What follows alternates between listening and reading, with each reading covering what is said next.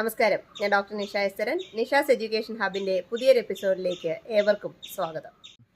ഏറെ നാളുകളായി കേരളത്തിൽ എപ്പോഴാണ് ഇന്റഗ്രേറ്റഡ് ബി.എഡ് തുടങ്ങുക എന്ന് പലപ്പോഴും പലരും ചോദിക്കാറുണ്ടായിരുന്നു.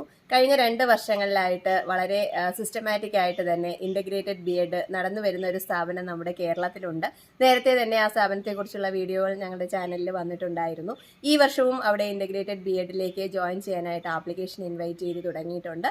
നമുക്ക് അപ്ലൈ ചെയ്യാനുള്ള സമയമാണ്. കൊച്ചിയിലുള്ള ചിന്മയ വിദ്യാലയയുടെ ക്യാമ്പസിലാണ് 2 വർഷമായിട്ട് തുടർച്ചയായിട്ട് തന്നെ ഇപ്പോൾ വളരെ വിജയകരമായിട്ട് മാത്സിനും അതുപോലെ ഇംഗ്ലീഷിനും ഇന്റഗ്രേറ്റഡ് ബി.എഡ് 4 വർഷത്തെ കോഴ്സ് റൺ ചെയ്യുന്നത്. NCTയുടെ അംഗീകാരത്തോടു കൂടി തന്നെയാണ് കോളേജ് വർക്ക് ചെയ്യുന്നത്. ആർക്കും അതിൻ്റെ ഒരു എന്താവും എന്ന് അവിടെ പഠിച്ചാൽ നമുക്ക് അപ്രൂവൽ കിട്ടുമോ അല്ലെങ്കിൽ PSC അംഗീകരിക്കുമോ എന്നുള്ളൊക്കെയുള്ള സംശയങ്ങളൊന്നും തന്നെ വേണ്ട. വളരെ സിസ്റ്റമാറ്റിക് ആയിട്ട് തന്നെ കാര്യങ്ങൾ നടന്നു പോകുന്ന ഒരു സ്ഥാപനമാണ് ചിന്മയ വിദ്യാലയം. അതുകൊണ്ട് തന്നെ എല്ലാവർക്കും വളരെ എളുപ്പത്തിൽ നമുക്ക് അപ്ലൈ ചെയ്യാൻ സാധിക്കുന്ന ഒരു രീതിയിലുള്ളൊരു ഓൺലൈൻ ആപ്ലിക്കേഷൻ പ്രൊസീജിയറാണ് അവർ ഫോളോ ചെയ്യുന്നത്. cvv.ac.in എന്ന് പറയുന്ന അവരുടെ ചിന്മയ വിശ്വവിദ്യാലയ എന്നാണ് പേര്. അപ്പോൾ അതാണ് cvv.ac.in എന്ന് പറയുന്ന അവരുടെ വെബ്സൈറ്റിലേക്ക് നമുക്ക് ആപ്ലിക്കേഷൻസ് അയക്കാവുന്നതാണ്. വെബ്സൈറ്റിൽ ആപ്ലിക്കേഷനുള്ള ഓപ്ഷനുണ്ട്. അതിൽ നമുക്ക് കയറിയിട്ട് ആപ്ലിക്കേഷൻ പ്രൊസീഡ് ചെയ്യാവുന്നതാണ്. 70,000 രൂപയാണ് ഒരു വർഷത്തേക്കുള്ള ഫീസ് എന്ന് പറയുന്നത്. അത് സെമസ്റ്റർ ഫീസായിട്ട് 35,000 വീതം 2 തവണയായിട്ട് അടച്ചാൽ മതി.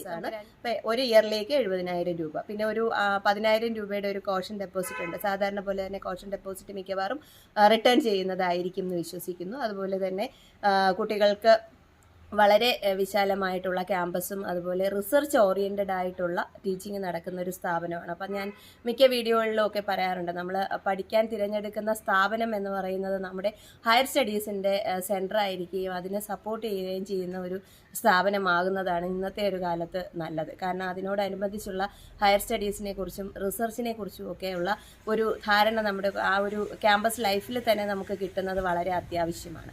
അപ്പോൾ അങ്ങനെയുള്ളൊരു വളരെ വിശാലമായ ഒരു ക്യാമ്പസും അതോടൊപ്പം തന്നെ ഹോസ്റ്റൽ ഫെസിലിറ്റീസും അവൈലബിൾ ആണ്. അപ്പം ദൂരെയാണ് എന്ന് കരുതി അപ്ലൈ ചെയ്യാതിരിക്കേണ്ട, വളരെ നല്ലൊരു ഹോസ്റ്റലും അവിടെ അവൈലബിൾ ആണ്.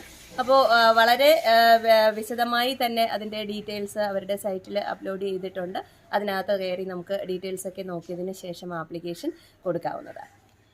സെമസ്റ്റർ ഫീസും നമ്മുടെ കോഷൻ ഡെപ്പോസിറ്റും കൂടാതെ തന്നെ ഒരു 3,500 റുപ്പീസ് നമുക്ക് ആക്ടിവിറ്റി ഫീസായിട്ടും വരുന്നുണ്ട്. ഇതാണ് ഒരു ടോട്ടൽ എക്സ്പെൻസ് നമ്മൾ പ്രതീക്ഷിക്കുന്നത് ഇയർ വൈസ് ആയിട്ട്. ഇപ്പോൾ കേരളത്തിൽ കൂടുതൽ കോളേജുകളിലേക്ക് ഇൻ്റഗ്രേറ്റഡ് ബി.എഡ് ഈ വർഷം തന്നെ എത്തും എന്ന് പ്രതീക്ഷിക്കുന്നുണ്ട്. NCTയിൽ അതിന് വേണ്ടുന്ന പ്രോസസ്സുകളൊക്കെ നടക്കുന്നുണ്ട്. നമ്മളിനി പതിയെ എന്നല്ല, വളരെ പെട്ടെന്ന് തന്നെ എന്ന് പറയേണ്ടിയിരിക്കുന്നു. 2025 അഡ്മിഷനോടുകൂടി കേരളത്തിലെന്നല്ല ഇന്ത്യ ഒട്ടുക്ക് നമ്മൾ ഇൻ്റഗ്രേറ്റഡ് ബി.എഡിലേക്ക് മാറുന്ന ഒരു സാഹചര്യത്തിലേക്ക് തന്നെ പോകുന്നു.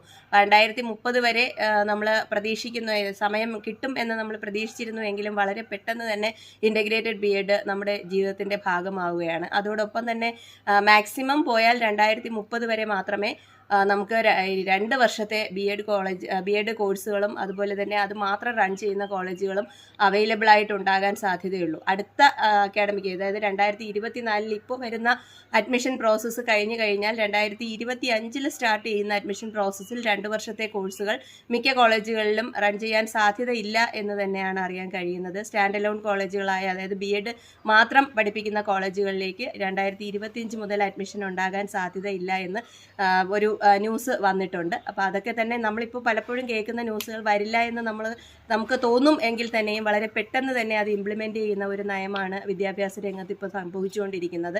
അതുകൊണ്ട് തന്നെ ഈ വർഷം 2 വർഷത്തേക്കുള്ള ബി.എഡിന് തയ്യാറെടുക്കുന്നവരൊക്കെ തന്നെ അഡ്മിഷൻ ഉറപ്പാക്കാനായിട്ട് വളരെയധികം ശ്രദ്ധിക്കണം. നമുക്ക് മാർക്ക് കുറവാണ്, മാനേജ്മെൻറ്റ് സീറ്റ് വേണം എന്ന് തോന്നുന്നവരൊക്കെ തന്നെ ആ ഒരു രീതിയിലേക്കുള്ള തയ്യാറെടുപ്പുകൾ ഇപ്പോഴേ തന്നെ തുടങ്ങണം. അല്ലെങ്കിൽ സീറ്റുകൾ വളരെ പരിമിതമാണെന്നുള്ള കാര്യം എല്ലാവർക്കും അറിയാവുന്നതാണ്. ആകെ ഒരു ഇൻസ്റ്റിറ്റ്യൂട്ടിലേക്ക് മാക്സിമം 50 സീറ്റുകളാണ് വരുന്നത്. അത് തന്നെ 5 ഓപ്ഷനുകളോളം വരുമ്പോൾ ഒരു വിഷയത്തിന് ആകെ 10 സീറ്റാണ്. അതിൽ മാനേജ്മെൻറ്റ് വരുന്നത് 50%. അപ്പോൾ 5 സീറ്റ് മാത്രമാണ് വരുന്നത്. അപ്പോൾ ഒരു വിഷയത്തിന് ഒരു കോളേജിലാകെ 5 സീറ്റായിരിക്കും അവൈലബിൾ ആയിട്ടുള്ളത്. അപ്പോൾ അതൊക്കെ മനസ്സിലാക്കി വേണം നമ്മൾ അഡ്മിഷന് വേണ്ടിയിട്ട് തയ്യാറെടുപ്പുകൾ തുടങ്ങാനായിട്ട്. ഇതുപോലെയുള്ള വിശദമായിട്ടുള്ള അഡ്മിഷൻ്റെ പ്രോസസ്സുകളും ഏതൊക്കെ സമയങ്ങളിലാണ് അപ്ലൈ ചെയ്യേണ്ടത് എന്നൊക്കെയുള്ളത് വിശദമായിട്ട് ഞങ്ങളുടെ ചാനലിൽ എല്ലാ വർഷത്തെയും പോലെ തന്നെ ഈ വർഷവും ഉണ്ടായിരിക്കും. ഏവർക്കും നിഷാസ് എഡ്യൂക്കേഷൻ ഹബിൻ്റെ ആശംസകൾ.